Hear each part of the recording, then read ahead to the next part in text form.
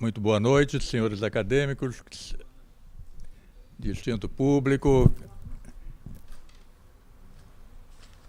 internautas que nos acompanham pela web. A Academia Brasileira de Letras dá hoje continuidade e conclui o ciclo sobre patrimônio cultural brasileiro no contexto geral de atividades coordenadas pela acadêmica Ana Maria Machado. E hoje o nosso conferencista, o professor Ulpiano Bezerra de Menezes, nos falará sobre patrimônio cultural brasileiro, abordagens, desafios e políticas. O doutor Ulpiano é professor emérito da Faculdade de Filosofia, Letras e Ciências Humanas da USP, titular aposentado de História Antiga, docente do programa de pós-graduação em História Social e também licenciado em Letras Clássicas, doutorado em Arqueologia Clássica pela Sorbonne. Dirigiu o Museu Paulista da USP, organizou o Museu de Arqueologia e Etnologia, é membro do Conselho Superior da FAPESP, da Missão Arqueológica Francesa na Grécia, do CONDEFAT, o Patrimônio Cultural Estadual de São Paulo, e do Conselho Consultivo do Patrimônio Cultural, do IFAM, desde 2005, onde somos colegas. Fez pesquisas e publicou no Brasil e no exterior nas áreas de História Antiga, História da Cultura, Pintura Helenística, Urbanismo Antigo, Cultura Material, Cultura Visual, Patrimônio Cultural, Museus e Museologia. E recebeu a comenda da Ordem Nacional do Mérito Científico. Com a palavra, o professor Ulpiano Bezerra de Menezes. Muito boa tarde. Eu cumpro o ritual dos agradecimentos, mas o cumpro com muita sinceridade, agradecendo intensamente esta honra singular de falar nesta casa e com esta seleta plateia. Agradeço, em particular, ao coordenador desse ciclo, meu dileto confrade historiador, meu presidente do Instituto Histórico e Geográfico Brasileiro e colega no Conselho Consultivo do IFAM, Arno Welling, assim como ao presidente Marco Lucchesi, que aceitou a indicação de meu nome. Espero que nenhum deles se arrependa. Para falar de patrimônio cultural, eu me inspiro no movimento internacional de revisão de conceitos e práticas proposta desde 2010 por uma Associação Internacional de Estudos Críticos do Patrimônio. Calhou que no Brasil, desde 1998, a nova Constituição Federal ensejou uma renovação de conceitos, a partir da aceitação, afinal, do patrimônio cultural como fato social. Não se eliminou, porém, a persistência de algumas perniciosas dicotomias, sobre as quais convém refletir. Escolhi apenas 5 entre as mais relevantes. Cultura versus cultura entre aspas. Isto é, coisas versus razão social versus razão técnica.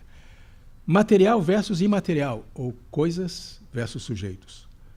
Processo versus produto, ou patrimônio vivo versus patrimônio morto. Valores imanentes versus valores contingentes, ou patrimônio atribuído ou reconhecido. E, finalmente, continuidade versus ruptura, ou essencialismo versus historicismo. Primeira dicotomia, cultura e cultura entre aspas. Ao falarmos de patrimônio cultural, costuma ficar implícita a noção de cultura.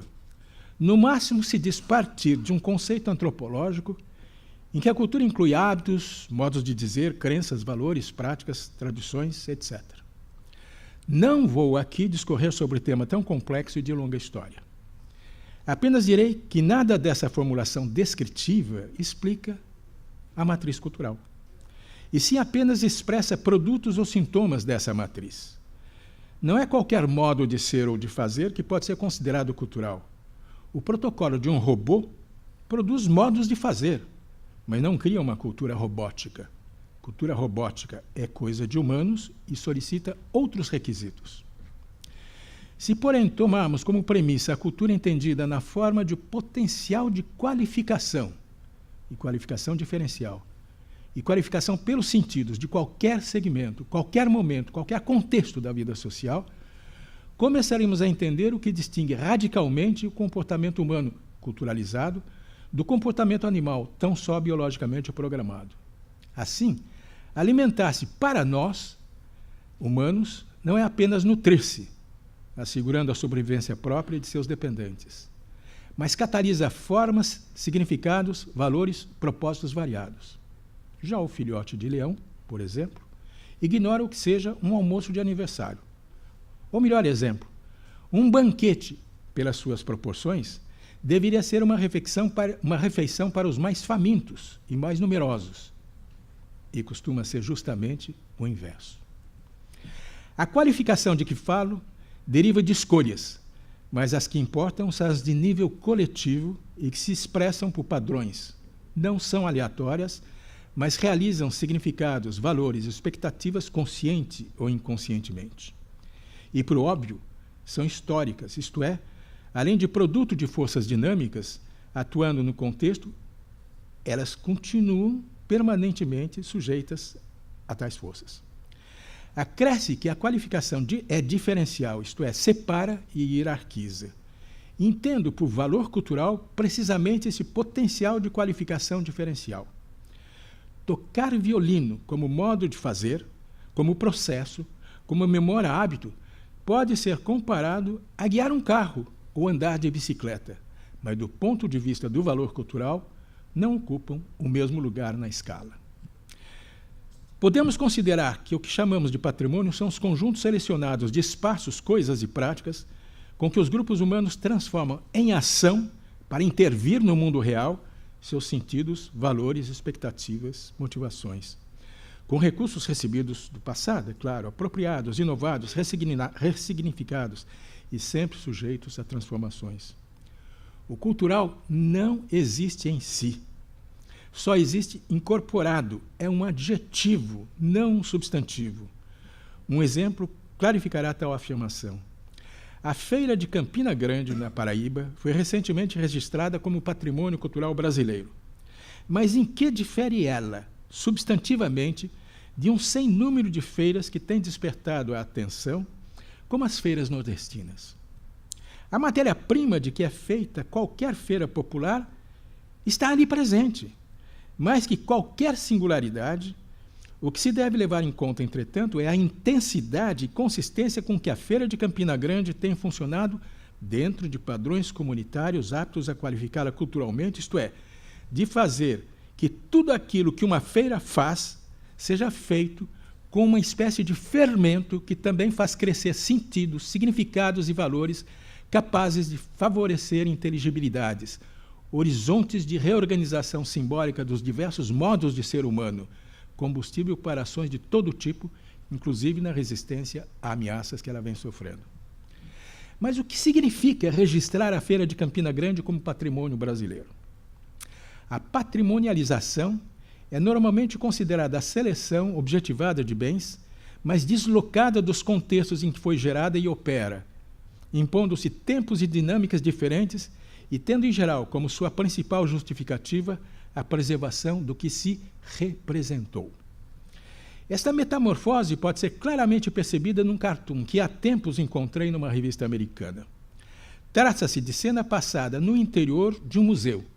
Tudo leva a crer que se trata do Museu de História Natural, em Nova York, em que um índio vestido de penas, vestido de tanga, todo paramentado de narigueiras de ouro e adornos de penas, e portando o que parece ser um punhal, além de um porquinho, passa diante de um vigia e lhe pergunta, esbaforido, onde ficam os altares sacrificiais da Polinésia?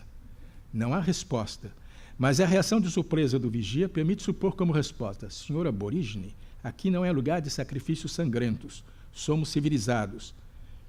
E apenas representamos os sacrifícios como referências. Com efeito, a musealização, que é uma variante da patrimonialização, funciona como poderoso metamorfoseador de significações, transfigurando as trajetórias originais dos objetos na vida corrente. Um relógio, por exemplo, é um artefato destinado ao registro da passagem do tempo. Contudo, ninguém vai ao Museu dos Relógios para saber que horas são. Pelo contrário, ficaria desnorteado. Mas vai sim para outras fruições, como, por exemplo, conhecimento, confrontos, apreciação estética, devaneio e assim por diante. O museu é um conversor da biografia das coisas. E isso pode ter aspectos muito positivos que não me cabe discutir aqui. Quando, em nome do Estado, reconhecemos a existência de um patrimônio cultural, introduzimos sempre ingredientes externos na intimidade da esfera cultural observadas e de sua dinâmica, o que nos obrigaria a considerar que estamos participando da construção de algo diverso do vivido, basicamente uma representação. Entretanto, no exemplo de Campina Grande, parece não haver essa dicotomia extremada entre cultura vivida e cultura patrimonializada.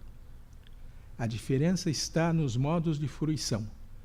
Como supõe ocorrer com o índio do Cartum nas suas práticas religiosas fora do museu, os feirantes de Campina Grande e todos os que participam da feira dela desfrutam por experiência, não por contemplação, que é o modo próprio de fruir representações, inclusive as práticas transformadas em representação como espetáculo. Quero crer que não só é possível, mas necessário, procurar meios de diminuir o fosso entre as práticas e as representações, mesmo que de maneira difusa e incompleta. Prova de uma interação positiva tive numa experiência pela qual passei na mesma visita de campo a Campina Grande já referida.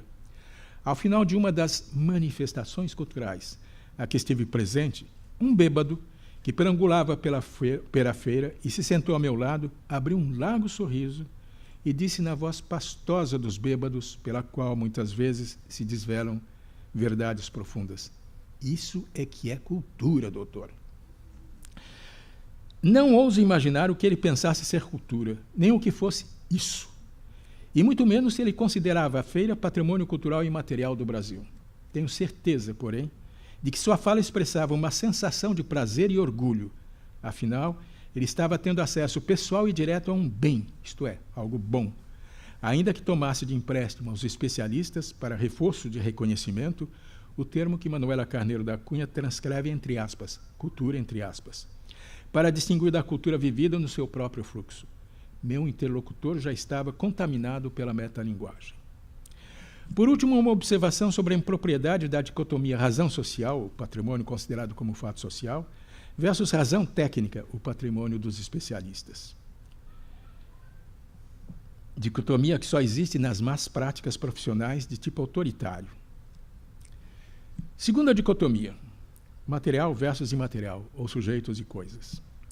O filósofo italiano Roberto Espósito, num livro importante de 2016, traduzido em português com o título de As Pessoas e as Coisas, analisa criticamente a tradição ocidental com raiz no direito romano, que opõe polarmente pessoas e coisas. A distinção é marcada pelo direito de propriedade. Ser livre é ser proprietário de si e de coisas, que estão a seu serviço, submetidas à servidão como tácitos escravos. Os escravos falantes, por sua vez, são tratados na condição de coisas. A dignidade é exclusiva das pessoas proprietárias das coisas, cujo usufruto inclui até a eliminação gratuita. No entanto, pode-se observar nas práticas legais, econômicas e tecnológicas em nossos tempos confusões de pessoas com coisas, e coisas que parecem terem assimilado um conteúdo pessoal. De todo modo, quando entra em cena o estatuto do corpo, a dicotomia radical entre pessoas e coisas se vê abalada. Com efeito, o corpo nem é inteiramente pessoa, nem inteiramente coisa, mas oscila num clima de ambiguidade que Espósito bem exemplifica com a subtração de um embrião ou de um cadáver. Trata-se de roubo, se for coisa, ou sequestro, se for pessoa. O corpo, assim, mostra-se capaz de transformar essa relação e prover uma rota de escape à oposição excludente e degradante. Penso no antropólogo francês Philippe Descola, um dos que militam pela paridade de direitos de humanos e não humanos, caminho para o equilíbrio no pacto com a natureza. Não existem pessoas sem coisas. Também não existem coisas sem pessoas. Basta, portanto, eliminarmos nossa tendência de pensar com polaridades e aceitar o conceito hoje dominante no florescente campo de estudos da cultura material e da arqueologia, o de entanglement, em inglês, emaranhado, enredamento, armadilha que impede a fuga da coisa e da pessoa, obrigadas a interagir permanentemente, a produzir-se, no sentido social, mutuamente, em várias dimensões e várias combinações. Se separarmos pessoa e coisa, estaremos separando do mundo real o patrimônio cultural, seja ele material ou imaterial.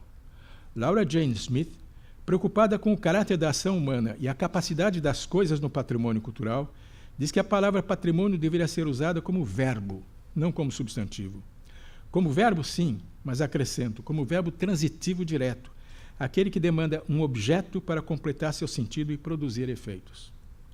Se passarmos a examinar nossa problemática do patrimônio cultural na ótica da observação jurídica, verificaríamos que a norma constitucional de 1988 resolveu finalmente, ainda que só como norma, problema demográfico que afligia nosso campo desde sua institucionalização em 1937, a ausência de pessoas.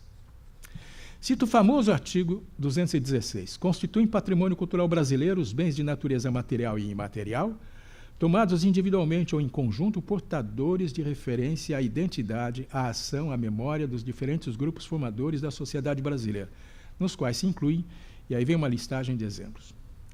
Até então, o patrimônio estava fantasmagoricamente povoado de coisas. E aqui, por coisa, eu significo sempre espaços, objetos, inclusive estruturas complexas, e práticas, sempre tratadas como autossuficientes. Ao transferir a matriz do valor cultural do Estado para as práticas sociais de identidade e memória, a Constituição introduziu na arena a figura do sujeito, porque somente sujeitos podem exercer identidade e memória. Identidade e memória, esta última, suporte insubstituível da identidade, são atributos de sujeitos, agora transformados em protagonistas. As coisas são agora referências. A validação constitucional da referência, categoria operada amplamente já nos anos 1990 por Aloysio Magalhães, abriu horizontes extremamente férteis. Tem-se que salientar, contudo, algumas limitações da referência quando ela é tomada como mediação num sentido único, quase mecânico. Vetor por intermédio do qual os sujeitos se projetam diretamente nas coisas, isto é, no mundo sensorial, que inclui, como não poderia deixar de ser também, o patrimônio material, pois o patrimônio material só existe socialmente na comunicação sensorial.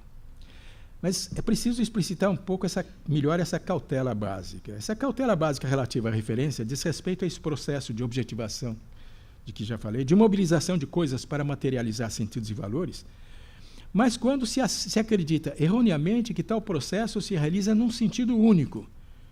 Produzir ou mobilizar objetos, por exemplo, uma obra de arte, é forma de dar corpo a ideias, a motivações várias, a valores, a expectativas, aspirações, tornando-os visíveis e, assim, capazes de operar no mundo natural e social. Impôs-se, porém, evitar o engano grave, supor que a ideia, valores, etc., vêm primeiro, já prontos, ou quase prontos e resolvidos, bastando encontrar-lhes a posteriori um vetor material apropriado e eficaz. Como quando, no candomblé, o santo baixa num cavalo piedosamente à sua espera. Trata-se de uma perspectiva idealista que não se sustenta e que, ao invés de reconhecer relações dinâmicas e dialéticas, ressuscita dualismos estéreis como espírito-matéria, pessoas e coisas, sujeito e objeto, ativo e passivo. Na verdade, o processo de referência tem sempre dupla mão de direção. Seja como for, material e imaterial são opostos, sim, mas não se excluem, e a Constituição define uma única matriz para todo tipo de patrimônio cultural, o que na prática das agências de preservação não bastou para diminuir o abismo que ainda separa o tratamento do patrimônio material e do imaterial, ainda que se reconheça que o material está sempre presente. Não se trata, é claro, de privilegiar uma concepção materialista do patrimônio, mas do reconhecimento de que não podemos negar nossa condição corporal, mas que ter um corpo material, somos um corpo, é nossa maneira de estar no mundo. Isso, todavia, não nega a possibilidade da transcendência. Transcender é ir além, não é ignorar, é ultrapassar as instâncias corporais sem negá-las. Daniel Miller, antropólogo e pesquisador da cultura material, aponta um paradoxo crucial nessa área. A imaterialidade só pode se expressar por intermédio da materialidade. Para completar, o filósofo da técnica francês, Bernard Stiegler, cunhou a expressão materialismo espiritualista, para referir-se àquela abordagem que não diz que o espírito é redutível à matéria, mas que a matéria é condição do espírito em todos os sentidos da palavra condição. Impôs-se, pois, superar dualismos insustentáveis, como esse em que a matéria e espírito, mente e mão, são mutuamente excludentes. Nessa linha, convém sempre lembrar o grego Anaxágoras, que na primeira metade do século V a.C., acreditava ser o homem a mais sensata, isto é, equilibrada das criaturas por causa de suas mãos. Séculos depois, Marcel Mauss reforça, dizendo: o homem é o animal que pensa com os dedos. Terceira antinomia: processo e produto, ou vivo e morto. Na formulação da antropóloga Maria Manuela Carneiro da Cunha, a diferença entre ambos, patrimônio material e imaterial, está na atitude que comandam, nas medidas que eles citam. Conservar o patrimônio material é, sobretudo, conservar objetos já produzidos. O imaterial, contudo, não consiste em objetos, mas sim na virtualidade de objetos. Sua concepção, seu plano, o saber sobre eles. Conservar virtualidades, ou seja, o imaterial, é conservar processos. Fim da citação. Com precisão, ela definiu a diferença que é significativa. Todavia, julgo valer a pena neutralizar o caráter excludente que pode ser atribuído a essa diferença entre processo e produto, e que entre patrimônio material e o imaterial é, sobretudo, de escala e de visibilidade. Práticas, manifestações, celebrações, saberes do patrimônio imaterial, como mencionado na Constituição, além de contarem sempre com um complemento indispensável de artefatos, só atuam por vetores sensoriais, que são os vetores corporais, por exemplo. Aquele mesmo corpo que, como se viu, transita entre as pessoas e as coisas. Na produção do patrimônio de que falo, na verdade, os processos são sempre conservados como virtualidades e visíveis no imaterial. Mas no patrimônio material, eles existem sim, só que estão embutidos no produto. Assim, acredito que, neste último caso, não basta preservar os produtos como se os processos estivessem já encerrados, mas levar em conta os processos de sua produção no sentido mais amplo. Eles continuam a ser produzidos, porque estão vivos. Continuam a lembrar-se, por exemplo,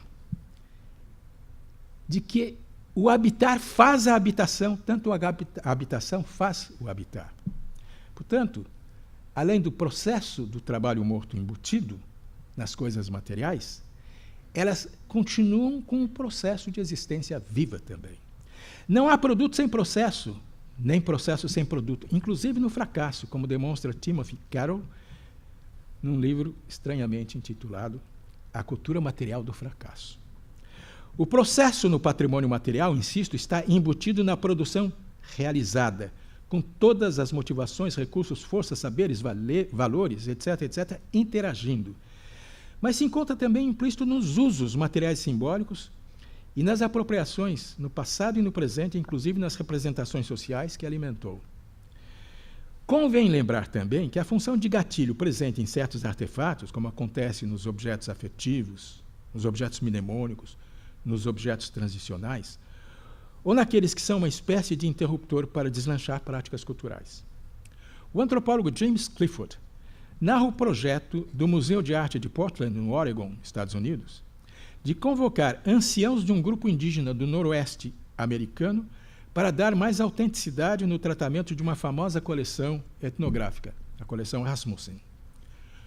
Todos os anciãos demonstraram grande respeito pelos objetos, mas não se importaram muito com eles, salvo quando serviam de suporte para cantos e narrativas.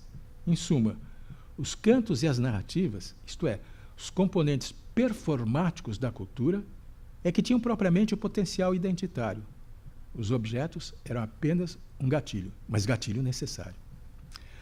Outra polaridade, a de patrimônio vivo, que seria do imaterial, versus patrimônio morto, que seria do material, me parece também inaceitável, pois ignora uma dimensão fundamental dos objetos materiais, a agentividade ou agência, a capacidade sociocultural de agir.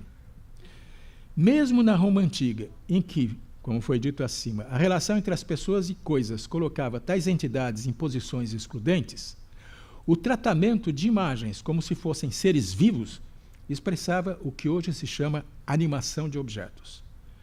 Caroline van Eyck, por exemplo, num estudo histórico-etnográfico, descarta explicações da psicologia do desenvolvimento do século passado, já que tais respostas às imagens de objetos não são, para ela, aberrações isoladas, próprias de um estágio incipiente de desenvolvimento da humanidade, mas um componente fundamental daquela característica única dessa mesma humanidade, a capacidade de fabricar representações e dotá-las de vida e ação.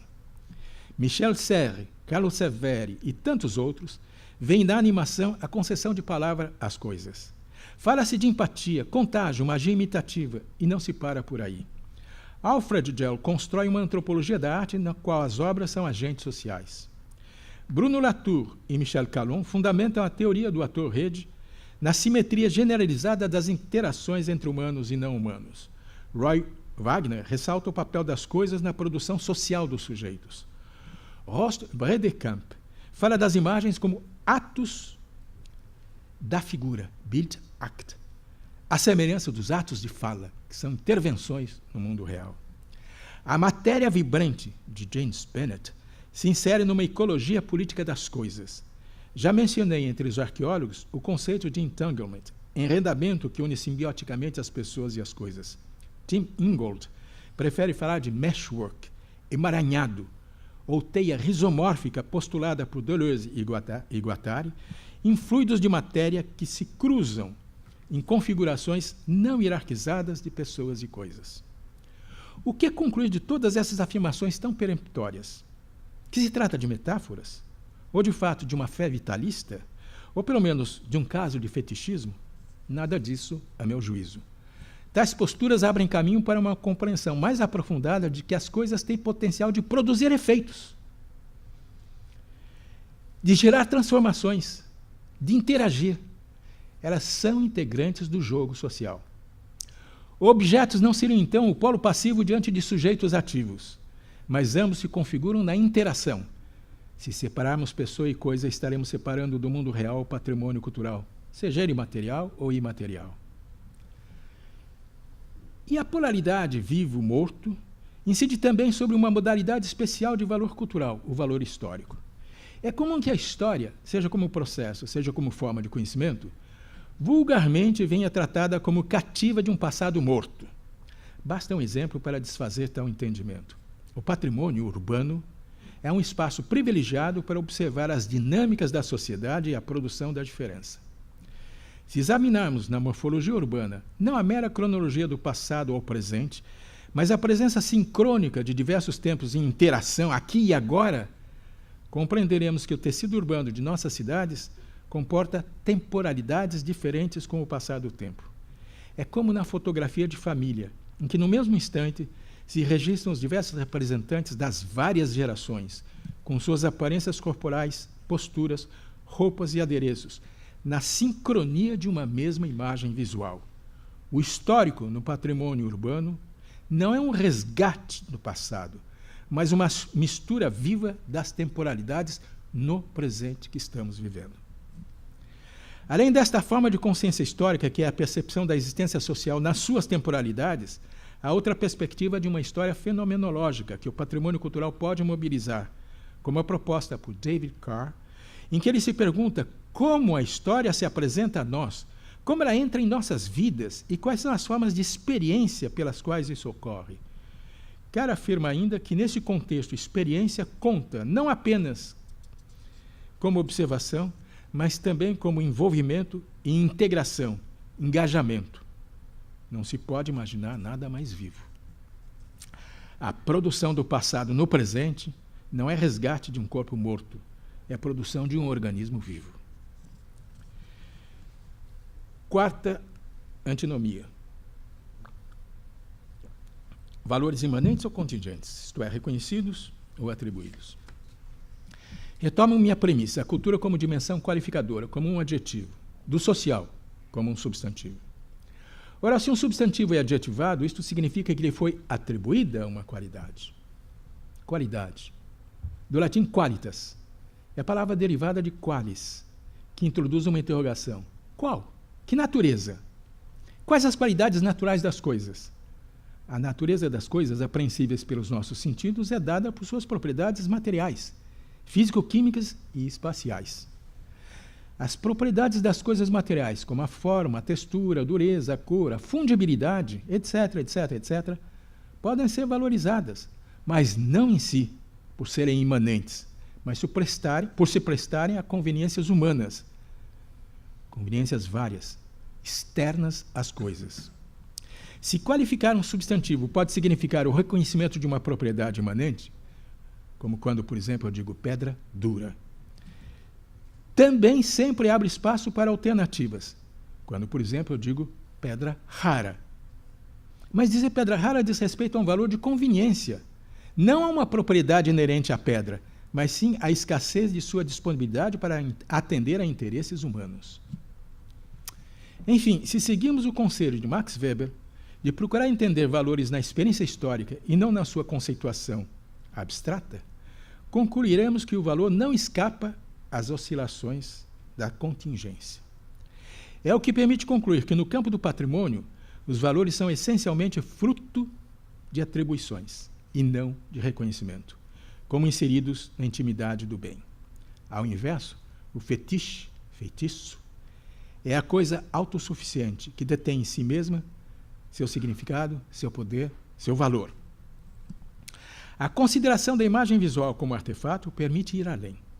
Já em 1935, Heidegger, em A Origem da Obra de Arte, afirmava: se considerarmos as obras de arte em sua presença intocada e não nos iludirmos, o resultado é que as obras estão tão naturalmente presentes como são coisas. O mais, agora digo eu, o mais está em nós, fruto de um diálogo. Então as propriedades imanentes não contam? Claro que contam, e muito, pois tais propriedades é que sempre fornecem as condições essenciais para a sua seleção nos processos de mobilização cultural. Limito-me aqui à mais importante dessas propriedades, as propriedades estéticas, que pelo aguçamento da percepção fornecem oportunidade qualificada para gratificar sensorialmente e tornar mais profundo o contato do eu com o mundo externo. Excluo o conceito corrente de beleza e tomo estético no sentido original do grego aistesis, que significa percepção sensível. E, portanto, diz respeito àquela ponte fundamental que a sensorialidade produz para que se possa sair de dentro de si e construir e intercambiar significados e ações e fundar a sociedade. Não se trata de complemento da vida biológica, psíquica e social, nem da percepção pura, imediata, que, aliás, não existe, mas de uma mediação que nos faz humanos, o que equivale a dizer que a estética é condição insubstituível da vida social. Quinta falsa dicotomia: continuidade ou ruptura, essencialismo ou historicidade. A identidade tem papel central na definição constitucional de patrimônio. Ora, uma das exigências fundamentais para a identidade é a continuidade. Mas como concebê-la se a mudança é a lei geral da vida?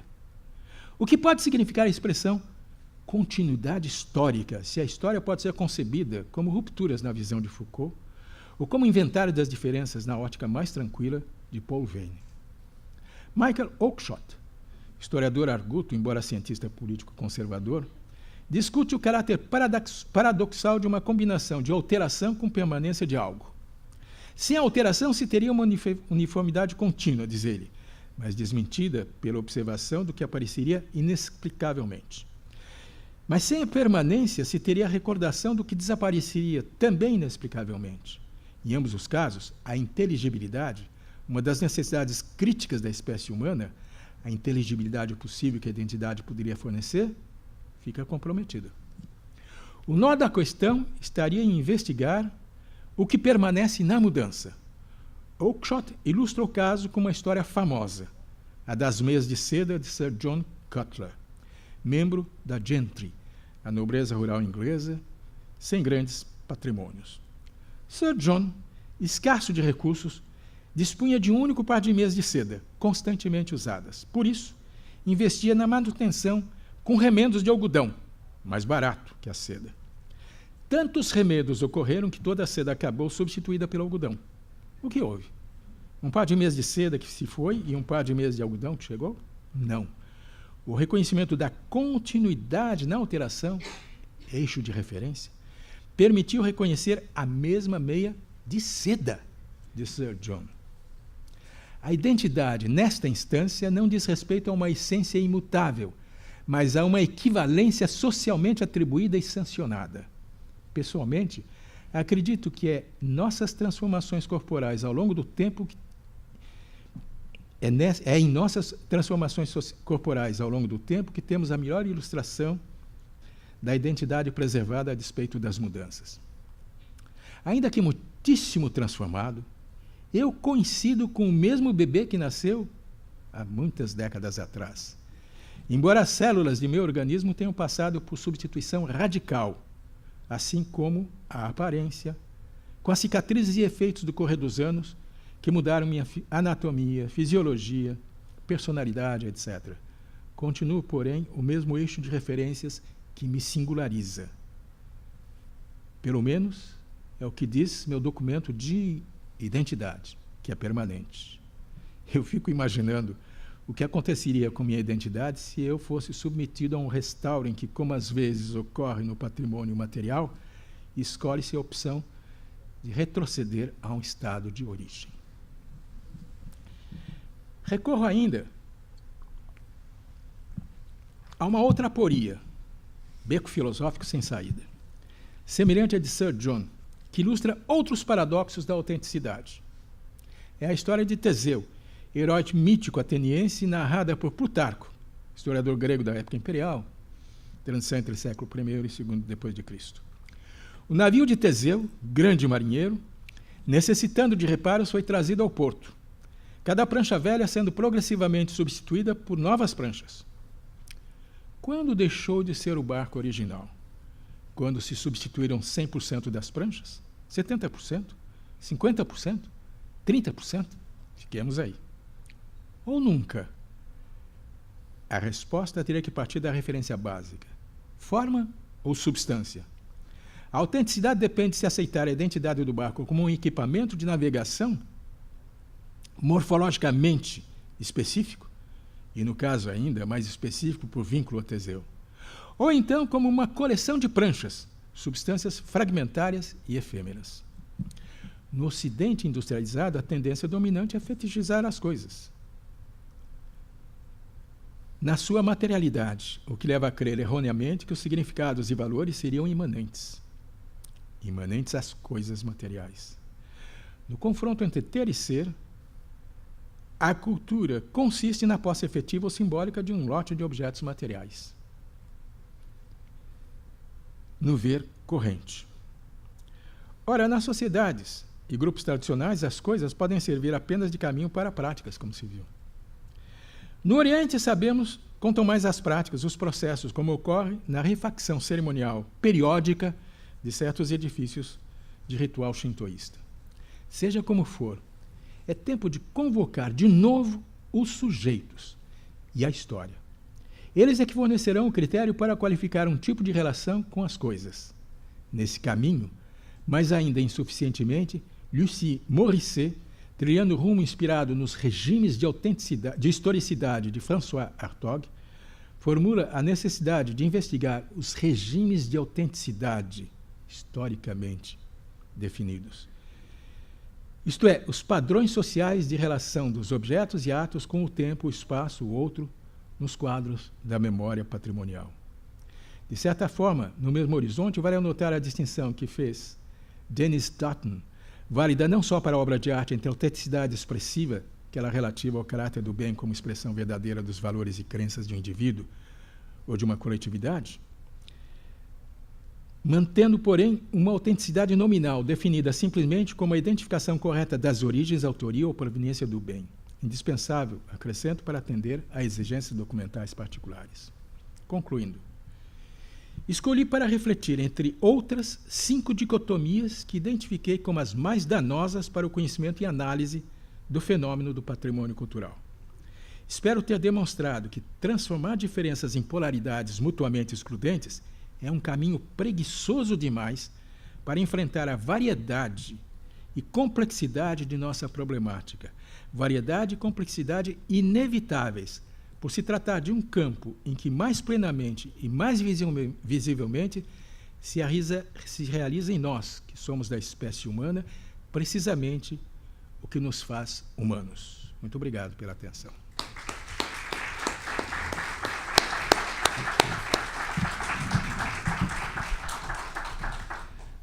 Muito obrigado, Ulpiano. O professor Ulpiano Bezerra de Menezes nos dá um excelente fecho para o nosso ciclo sobre patrimônio cultural, e essa opção que ele fez pela discussão de algumas dicotomias realmente destaca alguns problemas que são problemas teóricos e, ao mesmo tempo, muito práticos do patrimônio, que é outra dicotomia também muito complicada nesse tema. E ele nos mostra, sobretudo, se eu posso sintetizar muito rapidamente esse aspecto, que essas bipolaridades são instrumentais, que elas não devem ser vistas de um modo absoluto, né? Como se elas fossem ontologicamente diversas umas das outras. Aquilo que é material é ontologicamente material, aquilo que é imaterial é ontologicamente imaterial, e assim por diante, porque essas dicotomias se interligam, elas interagem e, no fundo, elas só existem como dicotomias por um problema do observador. Quer dizer, somos, eu diria quase, uma limitação do nosso espírito. E acho que o Piano desenvolveu muito bem essas 5 dicotomias que ele selecionou, como ele disse mesmo, entre outras. Agradeço muito a presença dos acadêmicos, a presença dos assistentes do ciclo aqui na nossa sala e na internet. Tá bom. E obrigado. E agradeço, obviamente, muitíssimo ao Piano, que se deslocou de São Paulo e que, como sempre, foi profundo, brilhante, extremamente claro, juntando pascalianamente o espírito de geometria com o espírito de finesse. E sempre é um grande prazer ouvir o Piano, e eu tenho esse prazer nas sessões lá do Conselho, quer ele como relator de processos, quer nas intervenções. Muito obrigado, Ulpiano, pela tua presença. E convido a todos, aliás, são 2 convites. O primeiro é para a próxima terça-feira, dia 30, 17h30, no Seminário Brasil-Brasil, coordenação geral do acadêmico Domício Proença Filho, Literatura e Mercado, coordenado pelo acadêmico Antônio Torres, com palestrantes Sônia Machado Jardim e Paulo Roberto Pires. E o próximo ciclo mensal, agora coordenado pelo acadêmico Merval Pereira, que será sobre barroquismo brasileiro. A primeira conferência, conferencista Jorge Maranhão, é exatamente com esse título, o barroquismo brasileiro. Muito obrigado a todos. Muito bom, muito bom.